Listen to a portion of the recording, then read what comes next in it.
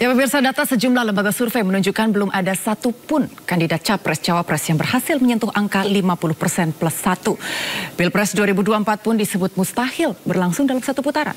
Narasi Pilpres satu putaran dianggap hanya untuk menggiring opini publik semata.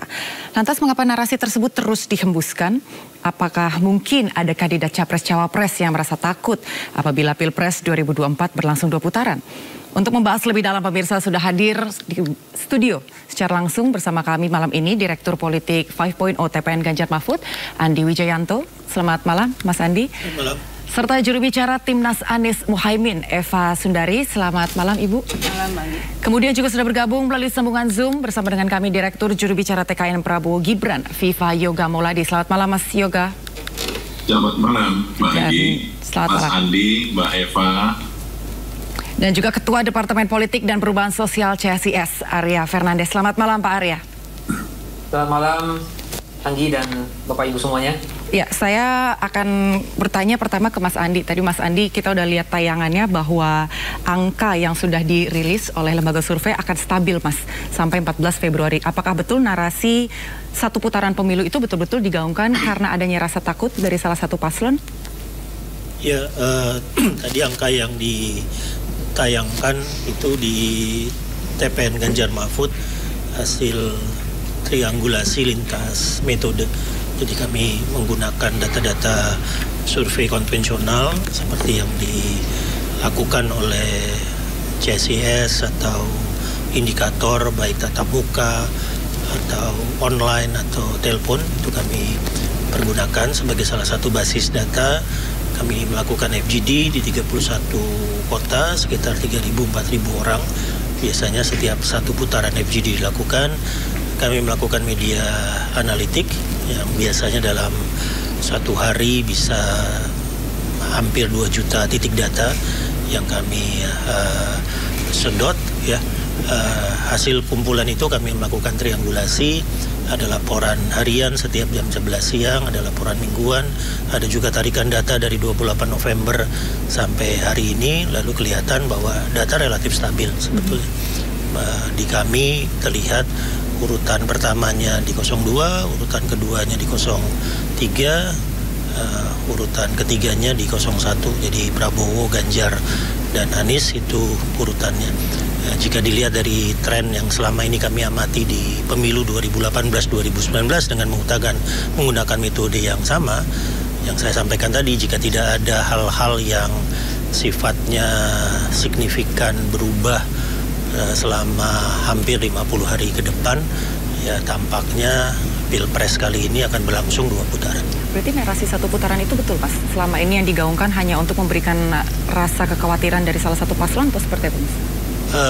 Ya tampaknya kemudian itu lebih menjadi propaganda daripada hasil bacaan data yang objektif, apalagi kita masih belum di titik 50% dari kampanye, masih ada 3 debat lagi di depan, masih ada kampanye terbuka berbasis zonasi yang sampai hari ini mestinya semua tim baik 01, 02, 03 belum bisa merancang bagaimana strategi kampanye terbuka zonasi, karena dari KPU sampai hari ini belum ditentukan zona-zonanya seperti apa dari tanggal 21 Januari sampai tanggal 10 Februari. Jadi masih banyak hal yang mungkin berubah dalam 50 hari ke depan. Oke, kalau dari Ibu Eva sendiri sepakat Ibu bahwa sebetulnya pemilu 2024 nanti sangat mustahil untuk satu putaran?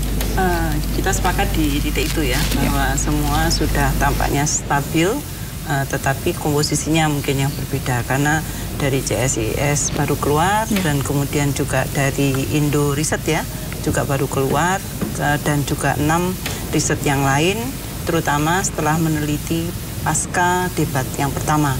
Dan kami gembira karena teman-teman PKS juga sedang finalisasi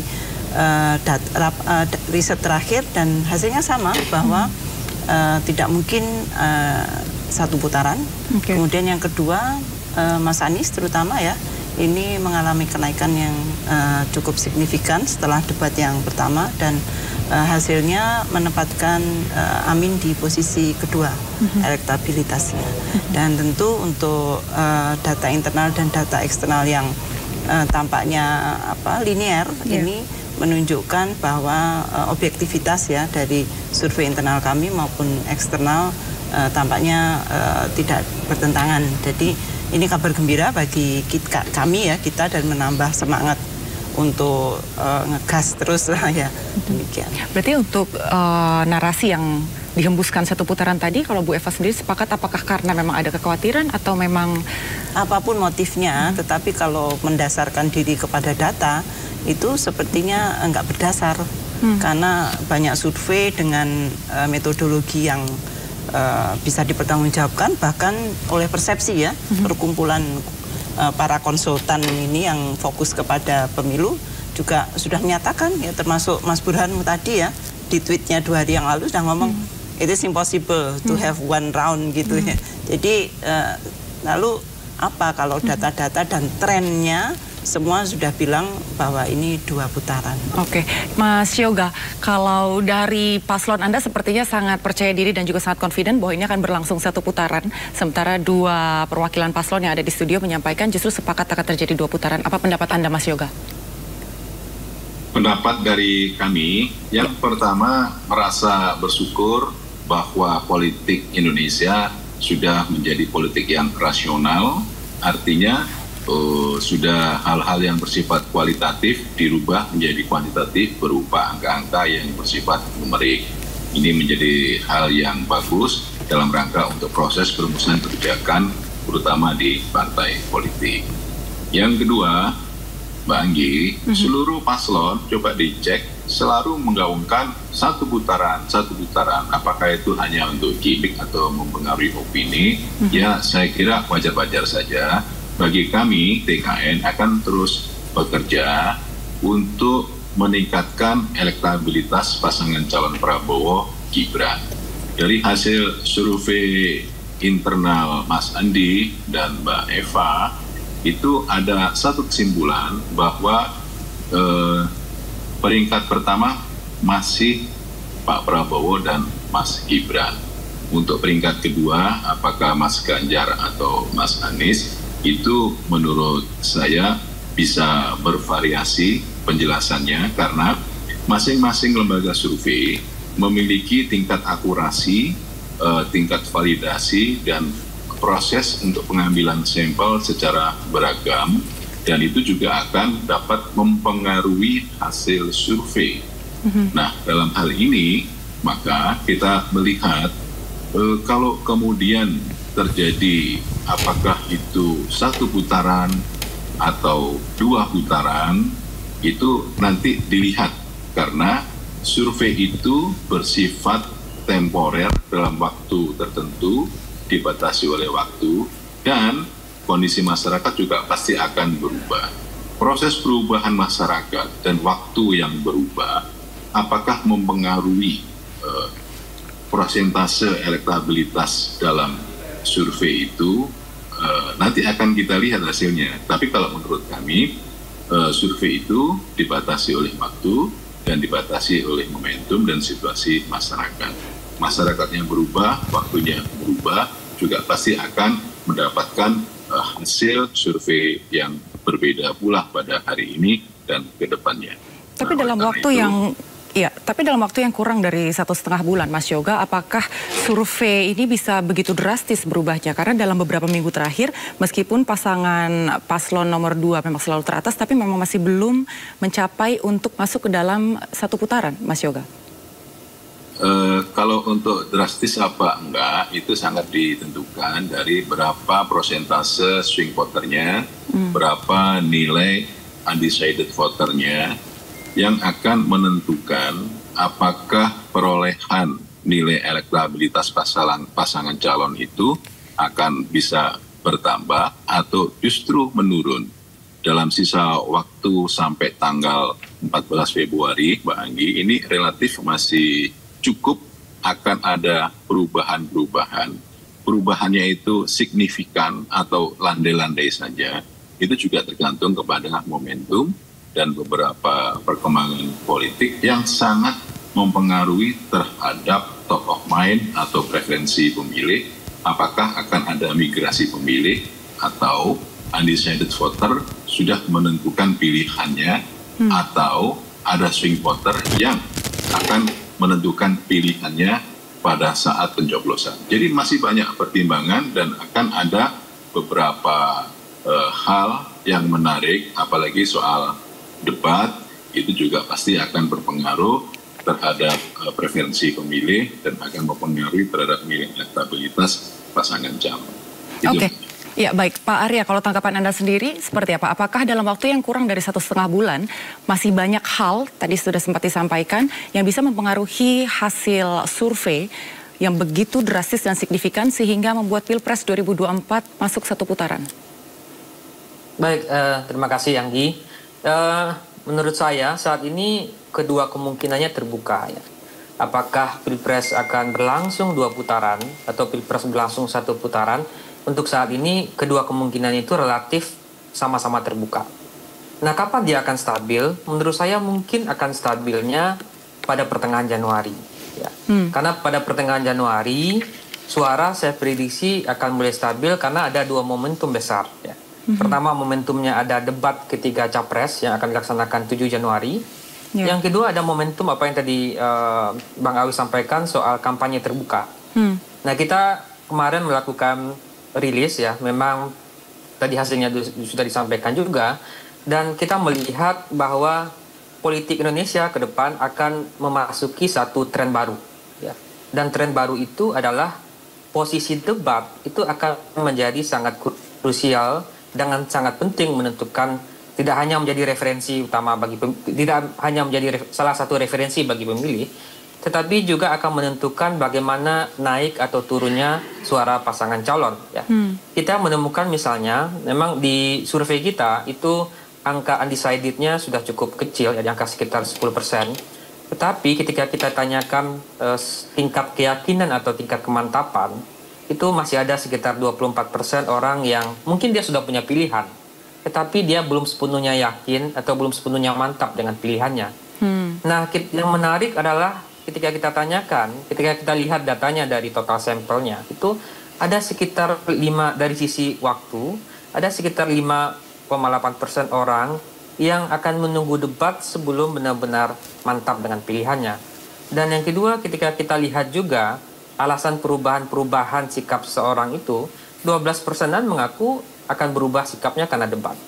Jadi menurut saya, debat ke depan akan jadi strategis dan akan jadi penting sekali untuk mempengaruhi naik atau turunnya suara pasangan calon.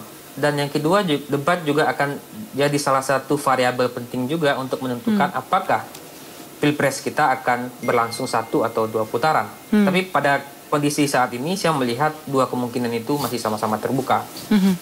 Oke, kemungkinan itu masih terbuka meskipun tadi kalau disampaikan dari 2 narasumber saya di sini kemungkinan itu sangat tipis. Tapi seandainya kita bisa berandai-andai begitu, Mas Andi, seandainya memang berlangsung 1 putaran, nantinya peta politiknya akan seperti apa, Mas? 1 putaran. Saya nggak bisa membayangkan kalau di titik hari ini Pilpres akan berlangsung 1 putaran. Ya, salah satu kesulitan menyusun strategi untuk Pilpres 2024 ini karena harus mengubah data dasar 2014-2019 yang 2 pasang.